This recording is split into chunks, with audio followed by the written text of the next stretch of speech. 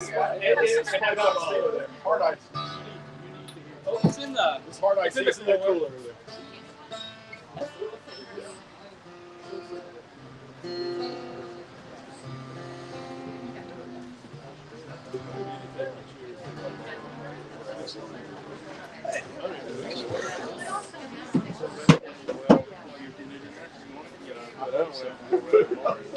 If I fall over during service, kick me off the stage. So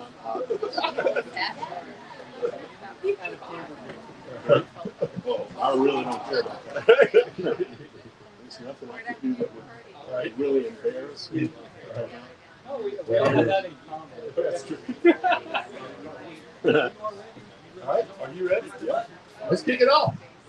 Ladies and gentlemen, Randy Creek. It's Chris. Chris, I meant. Good. I meant that. Did you? No, I actually thought Creek for some reason. Well, that's how it reads. We've known each other for 10 years. You wrote the theme song to our show 9 years ago, I think. Yeah, so this is Randy. He's the originator of the song, and you can hear other stuff from him today, too. Anyway.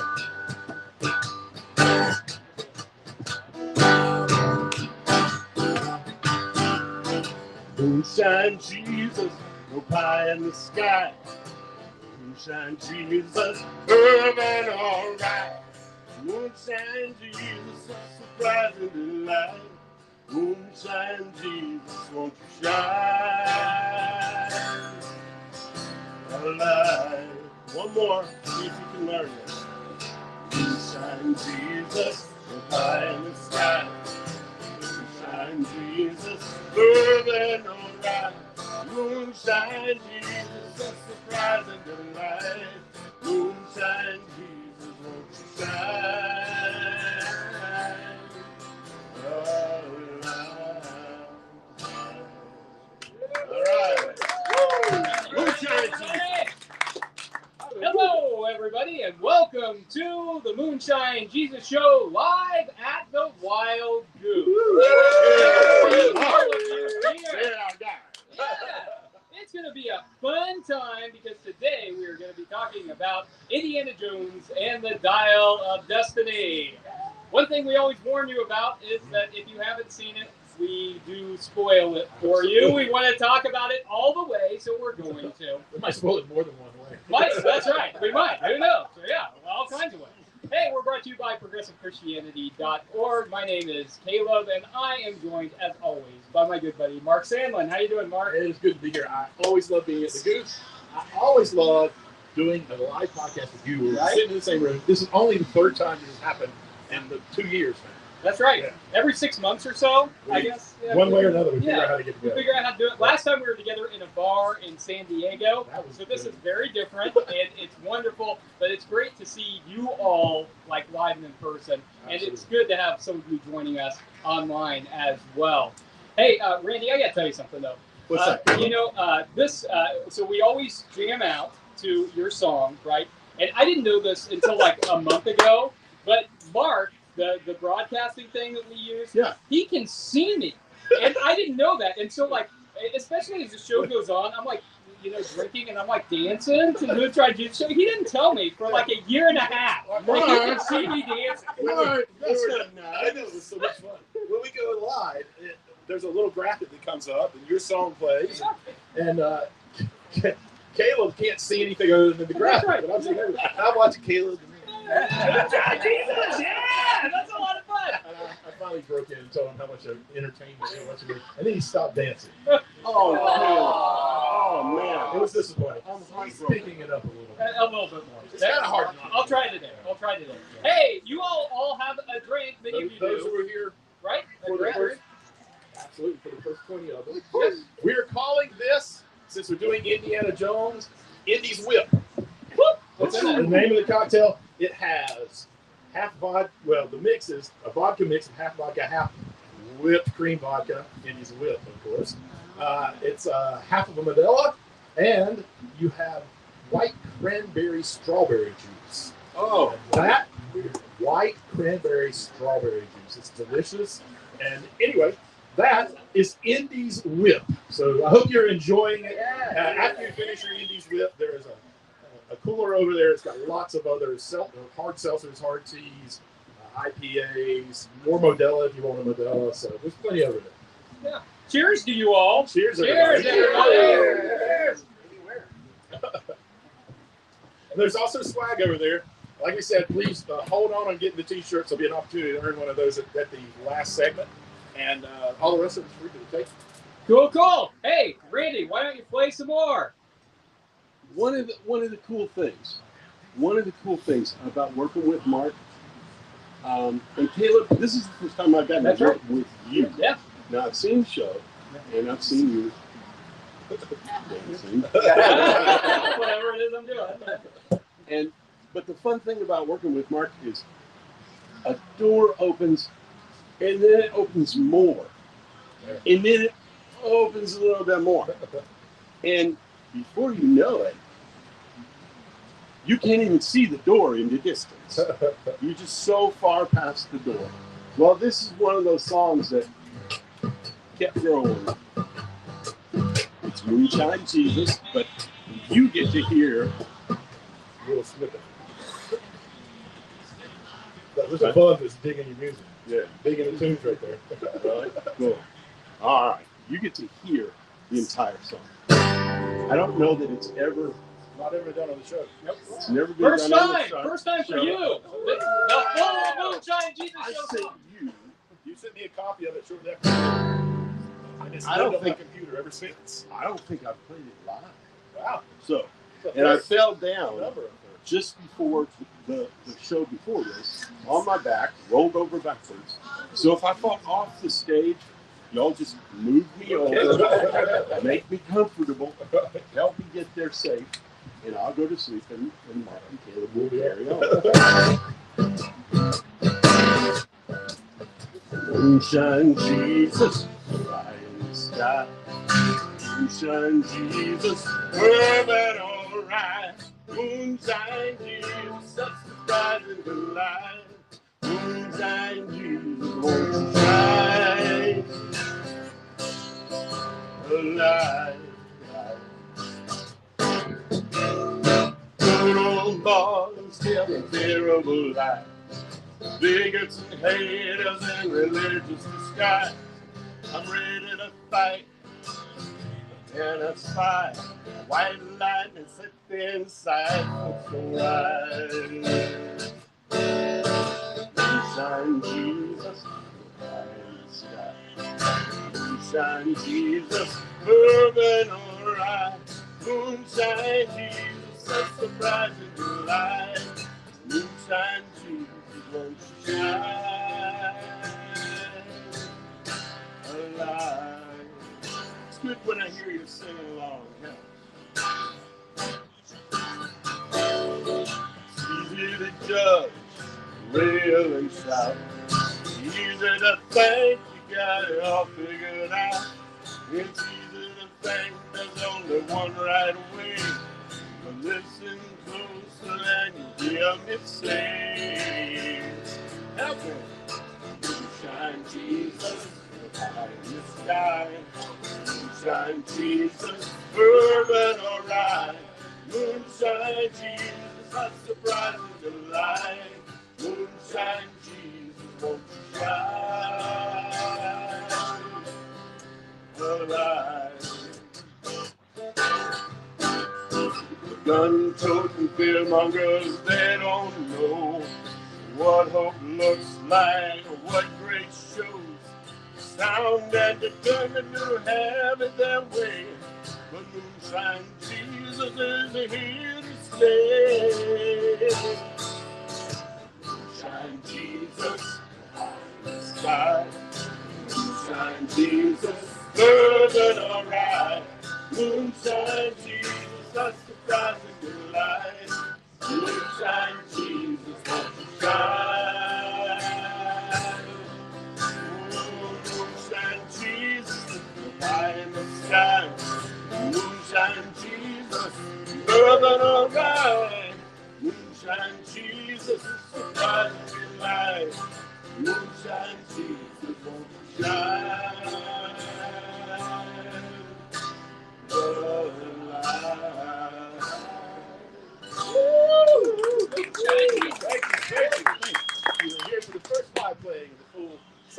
Moonshine Jesus. Yeah, thank you, Randy, for sharing that with us. So you also are here for the Moonshine Jesus Show, so we should get on with the show. Our first segment is called the Geek Out segment. And don't worry, we won't live in this space too long. We'll move forward, and we'll start getting into theology and politics.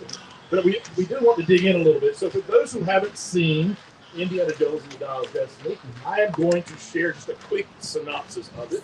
So in the show, Indy races against time to retrieve a legendary dial that can change the course of history. And he's accompanied by his goddaughter, and he finds himself facing German Voller, who is a former Nazi, and of course, as most Nazis do, also an NSA, so that's how things go. But here's the thing. First, political. He tries to fight him, and he wants to go back in time. He wants to use his Dial of Destiny to go back in time to kill Hitler. But for all the wrong reasons. He doesn't want to just kill him. He wants to replace Hitler. And so the whole story is about trying to prevent that from ultimately happening. Now, Caleb, you are really out of our show. You are the Indiana Jones resident specialist. I love Indiana This is your Jones. jam. I love I it. liked it. I enjoyed it. I was always excited for the Yeah. movie. But I didn't really I didn't live it the way you did. Yeah. So I'm really curious about what your initial, just sort of emotional response to seeing what's going to be Harrison Ford's last show and how it played out and what you felt about it. That's right, because you all may have heard this, that he was asked, Harrison Ford, who was going to replace him, and he said, nobody. When I'm done, Indy's done. I am Indiana Jones. And so, I was kind of disappointed with Kingdom of the Crystal Skull. Not kind of disappointed. I was super disappointed about really, Kingdom of the Crystal Skull. It Right? was awful. Yeah. It's absolutely awful. I was going to be more generous than that. We would fight Nazis and find rare antiquities. And now, no, we're going to fight Russia and have space beings. Aliens, which I don't know how that felt. Yeah. Who thought that was a good idea? George Lucas. George fought for it hard. Steven Spielberg was like, you shouldn't be doing this. Yeah, he's real hit or miss. So, you know what? So I was excited about this because I thought, okay, here's a chance for a redemption for Indiana Jones. I was excited. I wanted to see an 80-year-old Indiana Jones come out and do his thing one last time. Yeah. I liked it. Did I you? was excited about it. Yeah. I liked the movie. I thought it did justice. I've got reasons for it, but I want to hear what you thought. Okay, so I'm not the biggest fan, but I did love, particularly the trilogy. Yeah, right. There was no Second was yeah. but still, I really did like it. And so I went with high expectations. And really all I wanted was a great show of nostalgia. I didn't care. Yeah. This is the last one. I just want to feel indie again. Yeah. I had to say, I got lots of complaints. Uh-huh. I had to say it felt like an Indiana Jones show, and it was so much fun. It was fun. And it had its issues. It did. The de-aging of Indy really didn't work for me. Yeah. I thought that that whole first segment where they de-age him and we almost get a classic Indiana Jones show in 20 minutes. Yeah. Like the de-age scene where they're learning all this stuff. There was something, it was better than Star Wars de-age. Or recreating of folks. Yeah. There was something lacking of humanity under the skin. That's the only way I can describe it. The eyes weren't quite there, and something under the skin just felt like, I don't know. It always felt false to me. No, that's interesting because I kind of had the opposite impression. Yeah. So I kind of liked the de-aging because I liked to see kind of the classic Indiana Jones. Right. I thought, this let us see who Indiana was. And there were some moments where it wasn't great. Like there were some moments where I'm like, okay, this looks like a video game. We didn't quite get the de-aging right. And not just the video, like a lot of the CGI wasn't always on. Like when he first jumps up on the train, you can see him from a distance, and he's running across the train. Yeah. It looked like a cut scene from a video game. He was running too fast. He was leaning the wrong way. What the world's going on? I'm with you on that. I felt it. But I thought it was important for the movie because we got to see the Indiana Jones that we were used to seeing, 30 some odd years ago, or more. Yeah. And but we got that immediately juxtaposed with where he was in life right now. So we had him on the train fighting Nazis, which is where we're used to seeing. That's the sweet At the end spot. of World War, yeah. At the end of the World War, right? That's where we're used to seeing him. Yeah, right. And it's juxtaposed with him sitting back in a recliner. In his boxers. In his boxers and just a white T-shirt or whatever in the 1960s. Yeah. And I think that was important for the movie because it showed what his life had become and how far it had gone from what he was. Yeah, and I think that was very important and important to how it would play out from them. Of him. And we've got some stuff to talk about there. One of the things I found frustrating was they have him. This is incredible when he's at his age, although I think he's playing 10 years younger. I think he's playing 70, the way that the timing works out in the movie. But there's this chase scene on tuk-tuks. Everybody know what a tuk-tuk is? One wheel in the front, two in the back. And the clutch is on the handles, and till you get it, they're doing a hard, like crazy tuk-tuk chase scene. Yeah. And perfect steering. I mean, I've driven a tuk-tuk. Ain't nobody going to drive a tuk-tuk. Particularly a 70-year-old guy who we were seeing as tired and beat and worn out. Yeah. And then, near the end of the movie, he's climbing a rock wall and he complains about he's too old for this. Oh, wait a minute. You literally were jumping from one tuk-tuk to the other, doing these crazy slides, and you're too old to climb a rock wall? I mean, I thought there were some issues, is all I'm saying. Okay, I agree with you. And you sent me a meme last night, right? And so some of the kind of complaints about this movie has been that he's 80 years old, right, playing Indiana Jones. And there's this meme, maybe you've seen it, where it says, I don't know, a tenured professor of archaeology who's a white man refusing to give up that position is maybe the most accurate thing about Indiana Jones. That's pretty accurate. Yep, that sounds right. Absolutely. I thought that was great. All right, so I want to get back up and get more of a larger perspective, and then we're going to drill back into this particular one. But Indiana Jones in general, since you're the big fan and really are into what do you think is the appeal about that character? Because there is an appeal.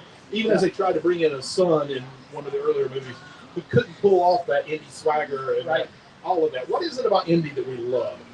Yeah, I think, first of all, let's just acknowledge the fact that we think a professor of archaeology is cool, and that's not an easy task, right? That's not an easy task. That's a big ask. Yeah, I preached on Indiana Jones at the beginning of June, and I said that. That's like a big thing. I think that's one of the reasons I love Indy is because he's doing that.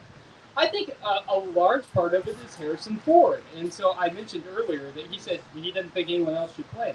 But I think that Harrison Ford kind of has a way about him. I mean, he's a movie star. He's one of the most bankable stars in Hollywood. Even though he's 80 years old, I think there's something about that. You don't play Han Solo in Indiana Jones without being a pretty cool guy, right? And so I think what we like about Indiana Jones is that he goes to exotic places. He has adventures. And I think one of the appeals to Indiana Jones is also that he deals with some of the things that are mystical, some of the things that maybe we don't understand. And I think there's an appeal to that. To going to exotic places, seeing things that we don't understand, having our lives at risk, something that most of us will never do. Right. And that's kind of cool. It's kind of fun to see, even if he's 80 years old and he's doing it. Also, if he's punching Nazis in the face, that's cool. It's cool to see Nazis' faces melt, that kind of stuff. Well, speaking of Nazi faces, I want to ask you this other question about a thing I have a little issue with the show. So, Bowler, the main guy he's against, is trying to go back and take Hitler's place, essentially. Yeah. They're in that train chase that we talked about. Yeah. And it's a horrible fight. The guy almost has Indy. He falls off the edge. And then at the last minute, one of the postal hooks that used to go out catches him square in the face. Yeah. And he goes flying. And then the next time we see him, he is fine. Like, he's older, but there's no indication. Like, they were on a train that wasn't slowing down. Yeah. He hit this bar. It hit him square in the face. He was flying backwards. And the next time we see him, he's perfectly fine. That's all good. It was just a scratch. Yeah. So there are a number of consistency errors. I mean, obviously that's problematic. Another issue that I went to go see it with a group of people with my family. Went to go see this. We thought this would be a fun family movie to go see. And I mean, they had oxygen tanks in the 1960s, and yet they did not use them in the movie, right? They used this big tube with the air. It made no sense. They had, what was it, just a few minutes on the floor, 3 minutes or something like that. They had a very short amount of time. There were a lot of logical inconsistencies that didn't make it, that I guess interfered with it. But I mean, when we're being honest, don't all of the Indiana Jones movies have a bit of a logical inconsistency? Don't you have to kind of... I think the suspension of disbelief is really a big part of it. Yeah. No doubt. It's actually part of what makes it fun. I mean, the Nazi space is melting like wax, obviously. Right. So the next question I have, and I'm just going to, because I knew that you were going to be all positive about Of course, yes. And so I wanted to ask the hard-hitting question. Okay. I got two more before we take another break. Okay. The first one is, why Teddy? So Teddy's the sidekick of his goddaughter. Yeah. Really sort of an adopted son. But I'm just curious. Yeah. What role did he play in the movie? I mean, there's this one scene they set up where he's at a resort. And some pilot is using paper to teach him how to fly a plane. Right. And then that's how you learn. That is how you learn. The next thing about a plane is Teddy, the 8-year-old boy, is taking off in a plane. What? And then but then it was like they wrote it like in sequence. It's almost like they wrote it in sequence. And they're like, oh, he's up in the air. All right, landing plane's the hardest part. What are we going to do? The pilot's sleeping in the back. Okay. I mean, what purpose did he serve, man? Okay, so he's the comic relief, right? In every Indiana Jones movie, we get a sidekick who's a comic relief. Yeah. So in the first one, it's Marion. In the second one, Temple of Doom, even though it's a prequel, right? We get Short Round, which, hey, kudos to him, an Oscar this year. Yeah. Asian Americans, getting their due finally. And then in the third one, it's Sean Connery, which, I mean, what's funner than seeing Sean Connery as that was incredible. That was a lot of fun. And then in the fourth one, it's kind of a combination between Marion again and his son, Mutt. And so that's kind of been the formula. Yeah. And Indiana Jones, if it has been nothing else, has been somewhat formulaic. But it's that way intentionally, right? It's parodying kind of the formulaic campiness. Yeah, right, of the 1930s and all that. Which is why it was so fun, and why I think it continues to be fun. I think we kind of like that, and I think that's one of the fun things about Indiana Jones. It's over the top, but it's intentionally over the top, and we love that, or at least I do. All right, last question I have is, one of the things after watching it that I kind of started reflecting on was they tried to make in the movie 70-year-old Indy. Yeah. Almost exactly, except for complaining about climbing the rock wall because it's too old for it. Kind of like the old Indy. And I feel like maybe they is disrespectful for our aging population. Because there were moments where he wasn't doing the swashbuckling James Bond kind of stuff. Yeah. And I am not kidding. I think that he gave some of his best performances ever in some of the more emotionally connected scenes. Yeah. Would it have possibly been a stronger movie if we would have lived into the real strengths of a person who has the background and the knowledge and the emotional depth that he has because of his experience?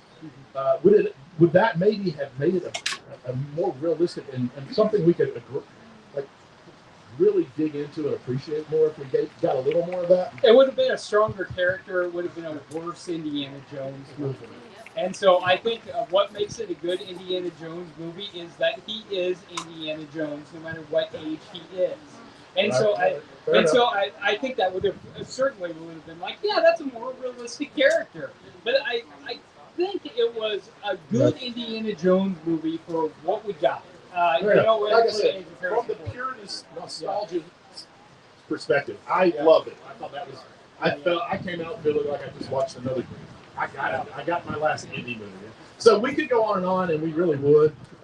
Just for those people that are here, there's a storm that looks like it's rolling towards us. We will see. If we stop abruptly, just know that's what's going on. Now, if the storm comes, just drink one. That'll fix it. All right. Get a new site. Get a new site. Randy is not here. All right. Well, we do have Randy here, so we're going to ask you, sir, if you'll play the drop, please. Behind the sky, moonshine Jesus Show. Moonshine Jesus, body delight.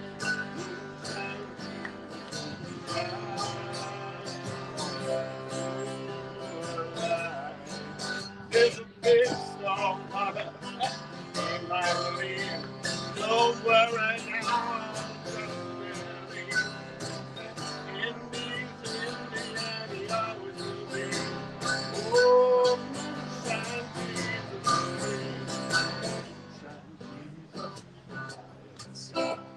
Moonshine Jesus, whirling around. Moonshine Jesus, brighter than light.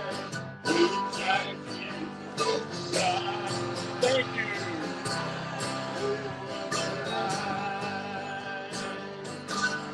Woo!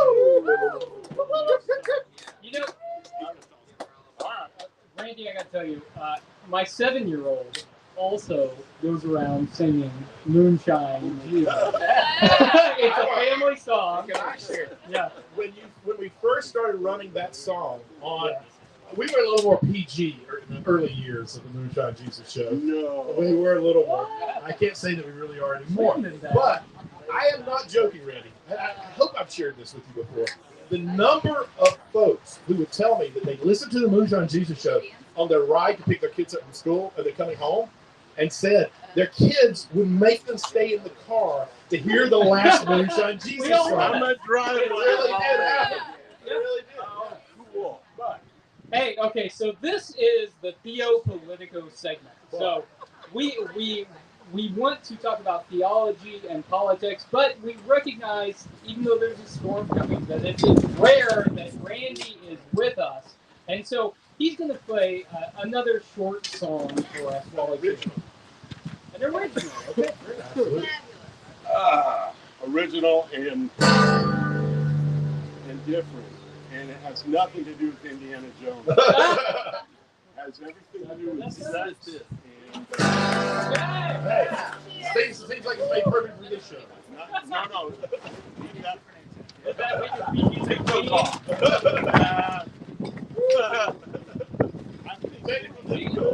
Now this is what's good about Wild here.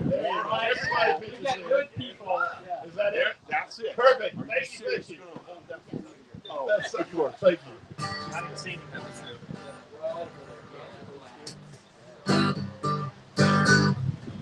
I'll sing it. The storm is coming. I don't care.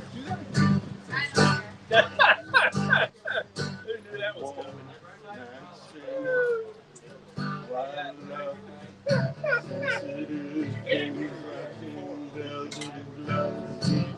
Crazy guitar, keyboards too, drums and bass, right along the side.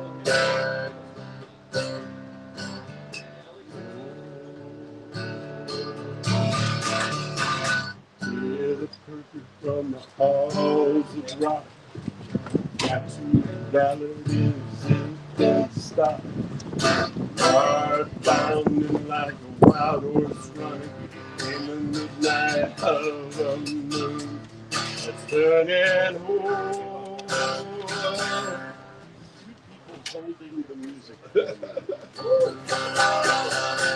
Ain't a mystery, but the question is, what's the modern need to want to live in the rhythm and the blues of life?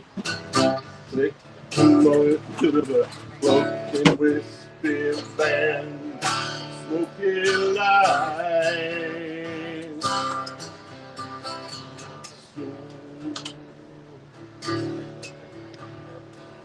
Trouble learning, letting go. Hold on fast, lose it slow. Turn the corner, Hit the gas, the engine's coming, and it's coming fast.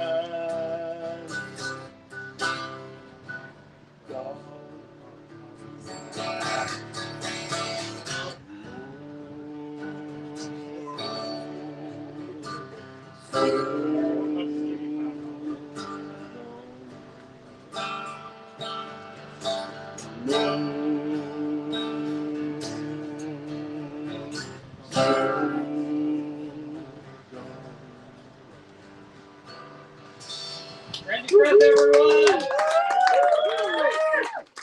Thank you guys. Randy, we're so glad you're here, man. It's Well- so incredible. Yeah. It's like a triad. I love it. Tripod. You know, I may not say much about the movies, but you know, I sing weird songs that are not connected. Let's see how I'm not drinking. You're doing the most important thing. You're having a good time with this community. That's right. I'm having fun. My wife is smiling. Even better. That makes it Even better, right? Yeah. That's good stuff.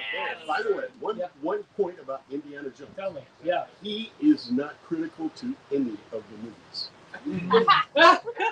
Yeah. So right. So this is from Big Bang Theory, right? Exactly. Yeah. So Exactly. Sheldon loves Indiana Jones. He loves Raiders of the Lost Ark, Yes. and his partner, who becomes his wife, says, "Raiders of the Lost Ark did not need Indiana Jones. The plot would have occurred in exactly the same way if he wasn't there." And he hates that because she's right. You know, and I mean, this is one of the things about Indiana Jones is that he is often unsuccessful in what he does and what he's seeking after. And so maybe I'll turn that into a question mark. I figured that was where you're going. We're talking about theology and politics. All right, I'm all right. curious, All right. what does it mean that Indiana Jones pretty much never ends up with what he's seeking to get? Well, I actually thought that this was what you were going to answer when I asked earlier, why do we like Indiana Jones? I like to keep it, kind of I really surprising. did. Because I think the real appeal of him, besides his sort of like charming style and his jokey style, and how he seems just as surprised as we do at times at what happens, I think that's part of the appeal. But the big part of it is he is so freaking human. Like, he messes up as much as I mess up. Yeah. But every once in a while, it tilts to the right place. And so I think he is, believe it or not, I think he's hope. I think he gives us hope in the moments when we are just terribly and beautifully human and can't quite get it right, but we're trying. I love that. Yeah. You know, and I mean, Harrison Ford's kind of like that too. I think That's fair. maybe you hit the nail on the head as to why we like Harrison Ford. He's like a human guy. Yeah. And so I went to see Indiana Jones, and then we went to see Mission Impossible, and you know, Tom Cruise is like 60 years old, and he looks like he's 40, and he didn't age naturally, and I'm like, he does not look like Harrison Ford looks when he's 60 years old. And so, you know, I think Harrison Ford is a very human person as well, and I think we can feel that, and we like that. Yeah. And so I like that. So I'm also curious, Mark. You know, one of the things that Indiana Jones says is, it's not so much what you believe as how hard you believe it. And that was a line that really stuck with me. And I thought as I heard that, I wonder what Mark thinks about this line.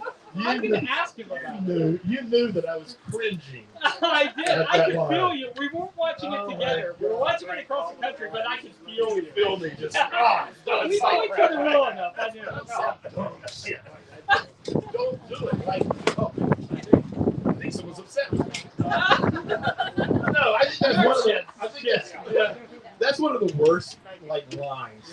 To say that it doesn't matter what you believe, but how hard you. Isn't that why America's so screwed up right now? Yes. Santa Santa Claus Claus so is many real. people.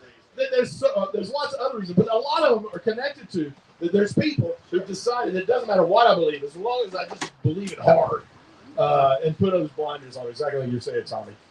So no, I hate when lines like that popped up. I mean, I get why in a writer's room it feels like a classic sort of throwback to those old shows, or the lead character who's supposed to be weirdly romantically tough says something like that, and it gives it a little emotional side. Yeah.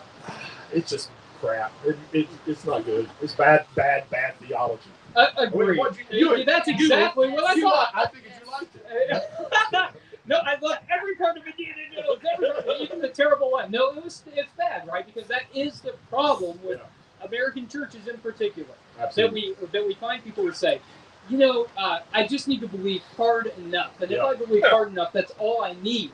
And if I believe in Jesus hard enough, if I accept Jesus as my personal Lord and Savior, that's all I need. And that's all you need, too. It's the church I grew up in. Right? Heard it all the time. It is damaging. I see, a lot of folks 3 out of 3, 100%. Yeah. And so I get people walking into my church every day who have that and said, I can't believe that kind of stuff. I don't believe it. And the fact that I can come here and find that I don't have to believe that is a real blessing. And so I had a hard time with that line. Yeah. So there are a lot of questions I want to ask you about. But but I've got one in particular I want to make sure I get to. All right, here we go. So he's giving a lecture about the dial. He's explaining what the dial means. I thought that was pretty clever writing. Yeah, okay, so you see where I'm going with this, Okay, because it's juxtaposed immediately, right, with the moon landing. 1969, the moon landing. And so we see a TV pulled in. And so we kind of get a juxtaposition of the past, Indy talking about this Archimedes dial, and the future, the moon landing. And they're kind of juxtaposed together. And so it's past versus the future. And I'm wondering, Mark. Yes. Do you see a struggle like this anywhere in our society? I know you're going to have a hard time with this. Maybe in some small corners, but I think in general we all want to record together. Right? Yeah, that's right. We're not interested in that. I mean, that's clearly. I mean, it's going back to Tommy saying it's not the only problem. Yeah. I mean, one of the big problems right now is this divide of folks who are desperately trying to not only hold on to the past, but enforce it on people. Because of some falsely held religious beliefs that I'm just going to believe hard and strong. So it all ties together. And so, yes, you have far too many people who with far too much power who are trying to drag us back in all kinds of ways, back to the past, based on some false theological beliefs that they're holding on to just because they believe them strongly enough. When what we need to be doing is using the past to understand who we are and figure out ways forward where we can include more people and make society better and stronger by the multiplicity of voices that we include. Yeah, that's a great point. So whenever I saw that scene, it struck me, of course, that we saw, kind of the 1950s versus modernity when we're dealing with things like reproductive rights. We're trying to roll everything back to the 50s. We're trying to roll back to the 50s. Race or beyond. Race, we're beyond, right? Yeah, really. It's rose-colored glasses, as you said, things that were never as good as people envisioned them being. Yeah. But so I think that's certainly true. It's low-hanging fruit, for us to say the Supreme Court right now is obviously acting like it's the 1950s, and we have justices making terrible decisions. 1850s, not even the 1950s, the 1850s. Hey, no, you know what? Actually, when it comes to bodily autonomy, no, it's the 1950s, because in the 1850s, people didn't give a crap about it. They were fine with it. They were better. Matter of fact, it only happened. It was in the 1970s, 1971, 74, and 76. The Southern Baptist Church actually passed. I'm preaching. I'm sorry. 71, 74, and 76. The Southern Baptist Conference actually passed statements saying that they believe the government should stay out of that issue in the 70s. Wow. So it's, I'm sorry, I'll stop now. We want to hear you preach, Mark. So I think obviously it also goes without saying that churches operate like this too, right?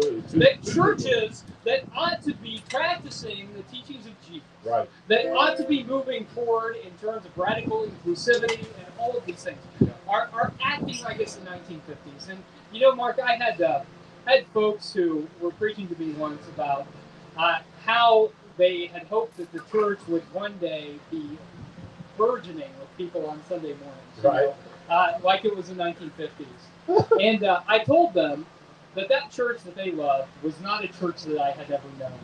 because I had only known a dying church that was different. Yeah. And so I think that the church that I fell in love with is different, but I'm grateful for the church that I fell in love with, because the church I fell in love with is a church that's not just interested in getting people there, but is a church that is interested in making a difference in the world. Yeah. And boy, if we could have that.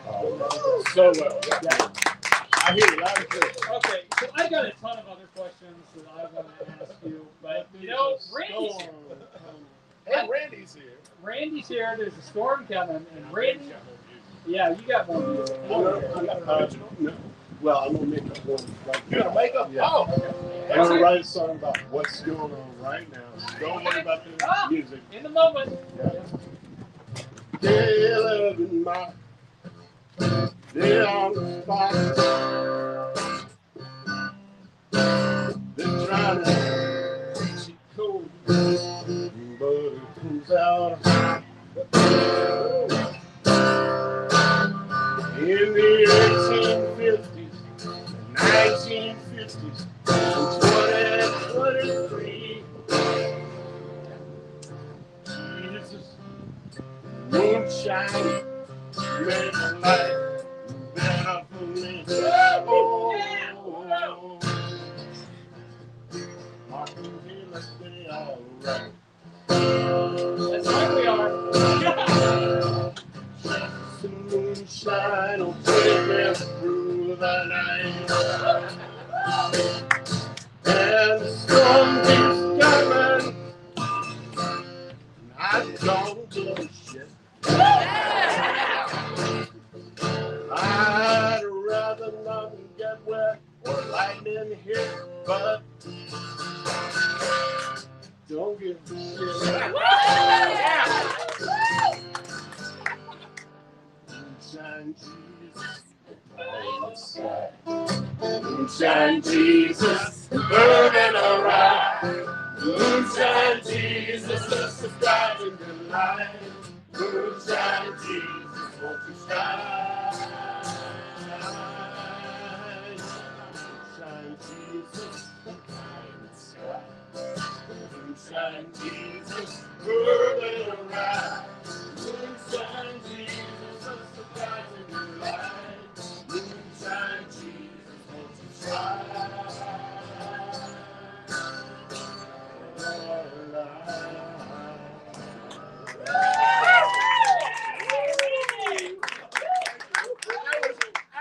That was awesome. Ridiculously fantastic. Thank you, sir. That was so good, so good. All right, so this is typically our Make Me Look Stupid segment, where we commit to trying to make each other ask a question that might be particularly difficult to answer. We are going to let you turn the tables on us here and call it the Make Us Look Stupid segment. So we're asking for your questions about theology, politics, or just Indiana Jones in general. And after you ask your question, now that the storm has chased off so many people, after you ask your question, make your way. Oh, what happened to all the t-shirts? They're in the box. All right, they're in the box. Make your way over to the table and find yourself a t-shirt. We've got small, medium, large, extra large, and a couple of double. So anyone have a question they'd like to ask? I saw your hand first, your second, your third. Okay, so this is less about making y'all look stupid. It's like more, I want to know. Curiosity, that's fine, good. That's good. So, We do that too. in all of the movies, Indy is a very blessed man. Yes. He has his tenure. He has the woman. Yeah. He has relationships. He has friends. He has the sidekick who makes him look good. Yep. He has all these artifacts that he's gathered. Yeah. Do you think that one of the reasons why he's appealing to us is that he's not content with the blessings that he has? That's good. Whereas, Yeah, we're supposed to personal. be content Yeah. with what God has given us. Yeah. Let's Well, all you don't just give wanna the be. question around the Yeah. applause. Oh my gosh. Yes, 100%. Yes. I mean, you go ahead and respond to that, but what a beautiful question. I mean, yeah, I think you articulated that better than We would have been able to. would have been able to. But yeah, I mean, he's very human, right? He fails all the time. He gets into all kinds of mess. And one of the things I was going to say about Harrison Ford in general is that, the most famous scene, you all probably know this, in Raiders of the Lost Ark, whenever there's the guy with the sword, right? And he's supposed to have the sword fight. And Harrison Ford is sick, right? Because he's out filming in this exotic location. He gets sick, and so he pulls out the gun and shoots the guy. It wasn't in the script, right? It's just because he's sick. Because Harrison Ford is sick. He doesn't want to do the rest of it. So I think Harrison Ford's a relatable character. I think Indiana Jones is a relatable character because in the next movie, Temple of Doom, right? He goes to pull out his gun. He doesn't have it. Right. Things go wrong. I love in this movie. That's right. The opposite happens. Yeah. He's in a crowd of people who are really upset with him, and he pulls his whip out and goes, "Shabam, shabam!" Everybody stands back for a minute. Then 80 people pull a gun out and point it at him. It was brilliant. But I do think that your question, I think, is absolutely brilliant, and I think it's 100% true. And I think part of it is this internal realization that we don't express a lot. Yeah. Like I said in the podcast that we were doing before this one, we all are, just the fact that we can afford to be here and take this time off, we are privileged people. We do lead a life like you're talking about in terms of Indy, where a lot of things go right for us compared to the rest of the world. And there is a part of us, I think, that realizes we shouldn't be content with it. And so I think what you're saying really speaks to this unspoken part of our deeper soul, where we all kind of recognize, I know life is good, but I should not be content. I think just a brilliant question. Yeah. Tommy, you're next. Okay. Get to the mic first. Take your time. Take your time. Okay. Hey, you and Indy, man. You and Indy. Yeah. So my question is, it's got to do with the box office. Okay. Very good. Yeah. Which is kind of like the church. How is this even relevant to people who are not born in 30 plus years ago? Right. And how is this relating at all to those folks? Yeah. In many ways, like the church. Yeah. So. Yeah.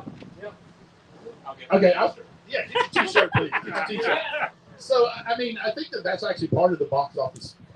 Indy's a massive box office flop. They spent $300 million, which, let's just talk about the absurdity of Hollywood and the amount of money that's pumped into entertainment when the world is in the condition that it's in. Let's be real about that. I mean, that's what we do every week. We take a show, but we need to acknowledge that the money that's put into that does create entertainment for us and lots of other people, really we should be rethinking what we're doing there. But it's flopping. And I do think that part of it is lived so long off of people, mine and Tommy's and Randy's age, who this was our childhood, and it is real nostalgia for us.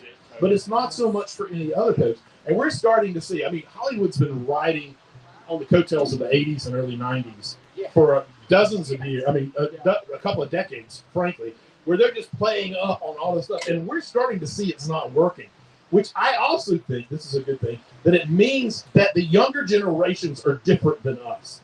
For questions just like the one you asked, where the star player is about, like, everything's great for him and he's trying to make better and all of that. The younger generations already see how messed up that is. And so that's the stuff that's still related to the 80s and has 80s standards and 80s ideals of seeing the world. That's not flying with the younger audiences. Go ahead. Spider-Man's the perfect. Yes. But not Spider-Man Into the Spider-Verse. Not that one. Yes. I will fight you on that. Me and you out back. We will fight on that one. This is the first Wild Goose fight that we've ever actually. Over Spider-Man. What do you think about the nostalgia and how we're talking about the 80s and we are seeing a box office spot going on here. And I didn't even get into how that's related to what happens in the church right now, which you had touched on earlier. Yeah. So look, a couple things here as we're moving on. So first of all, I think that younger generations also see what Indiana Jones is doing as problematic. Right? So at the beginning of Raiders, he's trying to steal a cultural artifact. Yeah. And people are like, no, actually, the native folks who were chasing him, belongs to them. They're right. They're the right ones. Indiana Jones isn't the hero here. Yeah. He is, right. And so I think that's part of the cultural awareness that we're starting to have with younger generations. And I think that's a good thing. Yeah. That there is some awareness that what he's doing is problematic. We also see Indiana Jones portrayed as kind of a white savior.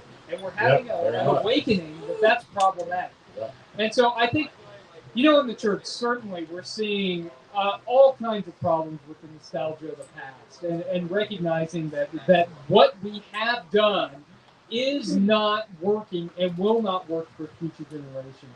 That what we have to do in the church is we have to be willing to change, and we have to be willing to adapt.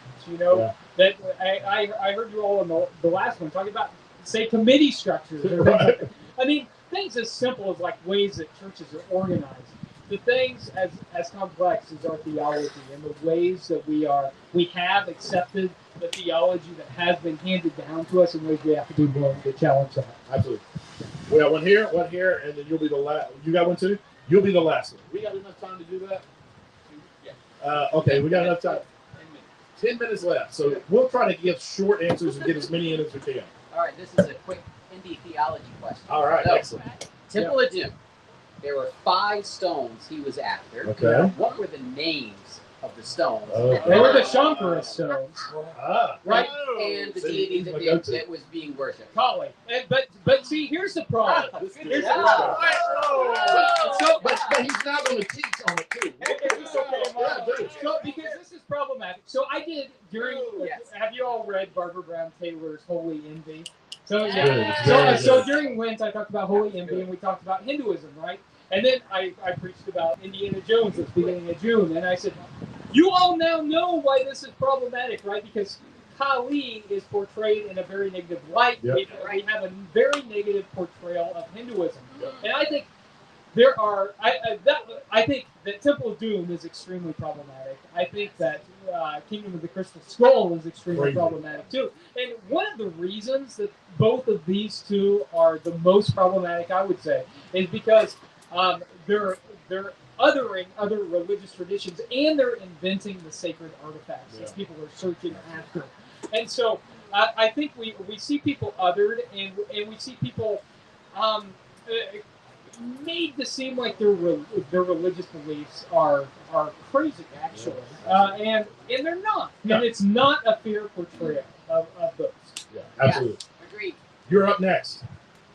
Sorry. Oh, that's not good. I'm glad you did. Okay, question. Okay, you've already answered it somewhat. Okay. Indy is a person of privilege, Very much so. Yeah. but he doesn't get what he wants. He's human. Yep. But the answer always rings up with the right answer. So, or the best answer, Right. for the greater good. Right. Yeah. Instead of right. Maybe. Anyway, Maybe. Yeah. the question Yeah. is, can you explore or parallel Indiana with white male old privilege, specifically, who are also human and don't get what they want, but can still make a difference for a greater good, Start, because I etc. started And I only listening. ask is an old white male who wants a T-shirt.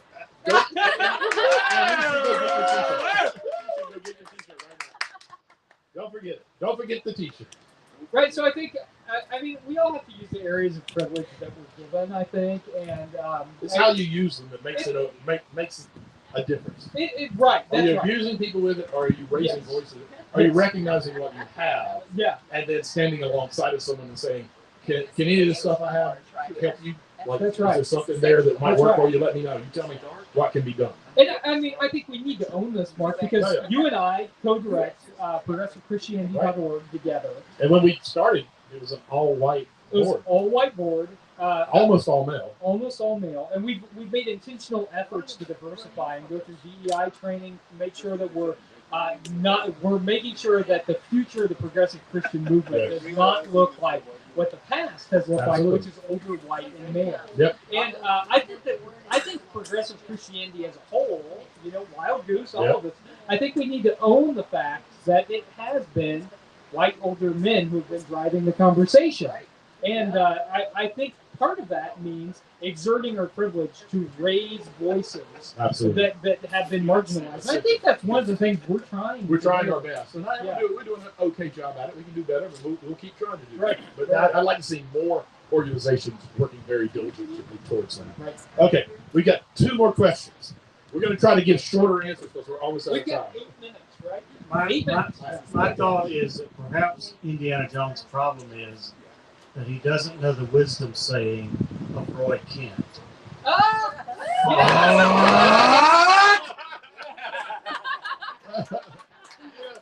are many. There are many. Get your t-shirt. Grab your t-shirt. Grab your t-shirt for sure. Like, there are certainly moments though in indie movies where no one's saying anything, but you can almost hear Indy go. So maybe it's more of internal because he's trying to keep it PG enough, you know. But I think that he does experience the fuck moment. I really think he definitely does. Any thoughts? Yes. Amen. I like that. Go forward. Hey, kudos to you for pulling in. Hey. Yeah. Pulling Ted Lasso to a discussion about Indiana Jones. Mad respect. Yeah, Mad respect. You're the credit. All right, please go right ahead. Oh, I should also warn you, he asked a really incredibly good question in the last one of these, so be ready. Oh, I'm going to let you film going it. first. So in Indiana Jones, he's always fighting the Nazis, and we Yeah. know the Nazis are the clear, authoritarian, fascist bad guys. Right. But we find out in the real world, when people are afraid of fascist, authoritarian bad guys, their answer is to come up with their own version of authoritarian, fascist supremacy. So from a theological standpoint, how can you explain the human urge to respond to authoritarian fascism with your own version of authoritarian fascism? I think that theologically, most of the response is coming from white men who overvalue strength. And so the only thing they know to confront strength with is more strength, which absolutely theologically, when you look at the life and teachings of Jesus, makes absolutely no sense at all. We don't really see that ever happening.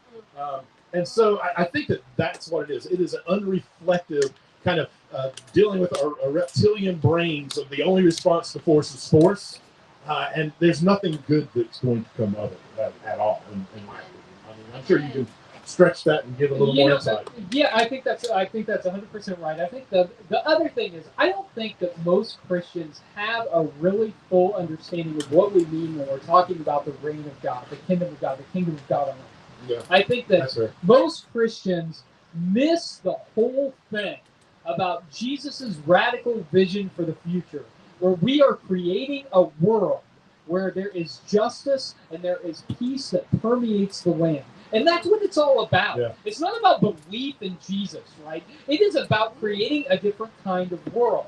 And I think that if we see as Christians our ultimate loyalty, not as any human being, but to God and to these ideals, I think that radically transforms the way that we go about life. And I think that, fundamentalist Christianity in particular tends to do exactly what you just described, which is to lift people up in positions of power and authority and speaking for God.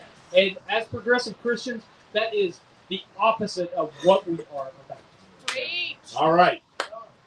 We are going to have to call it quits because we are out of time. Did you have a question? I had a point. Make a point.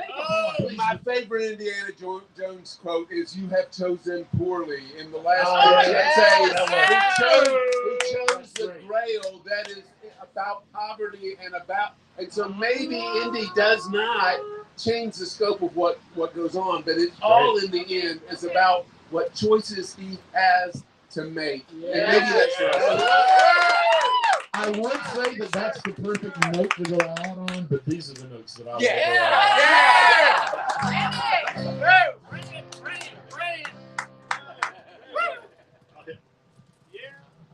microphone won't hurt. Oh, thank you,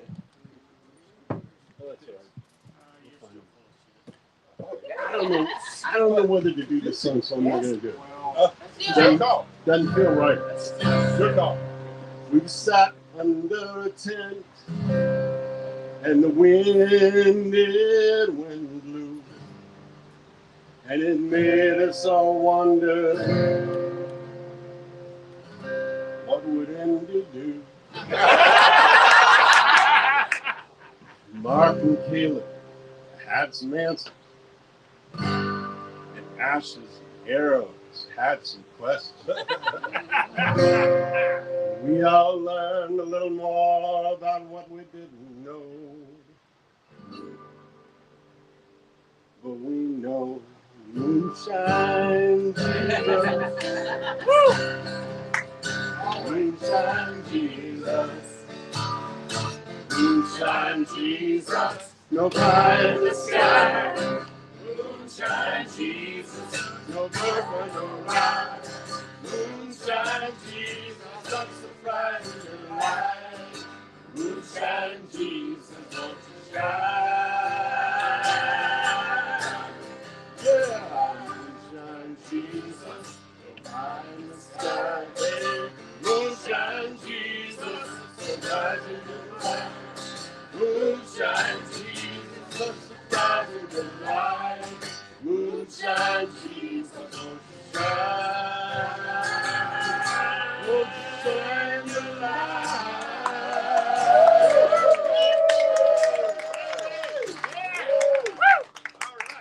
Thank you all for being here. We appreciate it so much.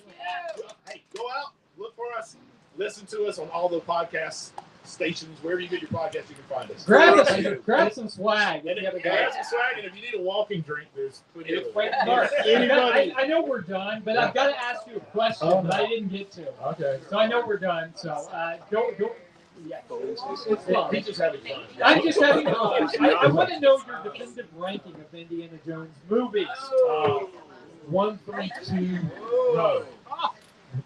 1, 3, 5, 2, 4. Same. If anybody wants any of my recordings, Oh, yeah, we of should. which I have 2, see my wife in the blue and white shirt. And also, hey, tell them where they can find you online. RandyCreth.com, Randy Creth Musician on Facebook. CREFEATH. Breath with a C. Got it. Yeah. Thank you. Please check him out. Good stuff. Thank you, sir. Thank you all. That was so much. I love it. That was just brilliant. Oh, wonderful. It sounded pretty good. Well, the guitar is 2 steps back. Oh, okay. You had no clue. Right? All of a sudden, it was like, what are we going to do? The tenor.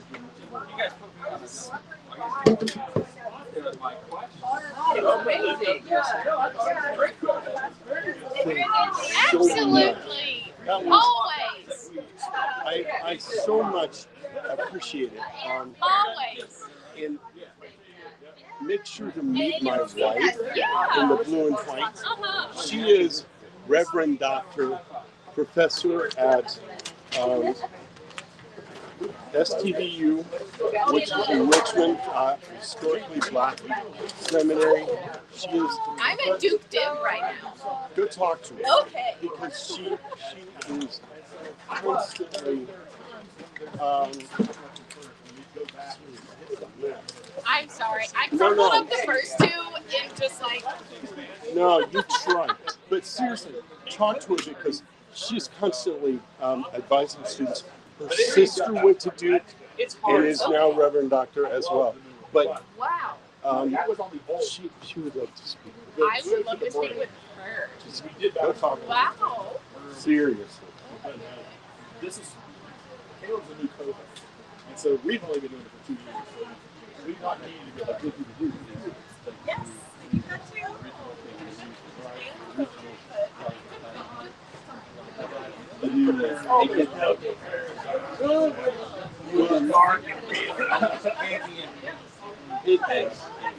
And I love it. Thank you. So glad you're here. Absolutely. I enjoyed it. It was great. You're not on my podcast now. Well, podcast, I'll look into why we're not on. I like it because it gives you finer control over the speed.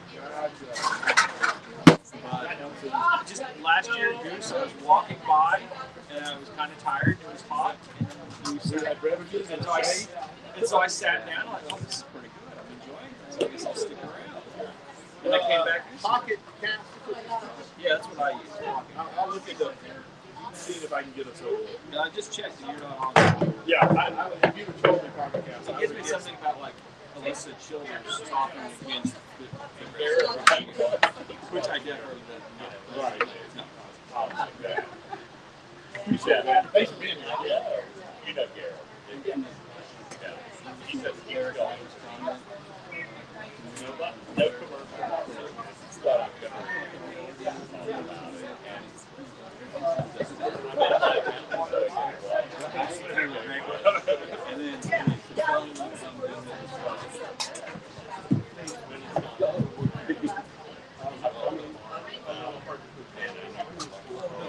it. Absolutely. You're more than welcome to.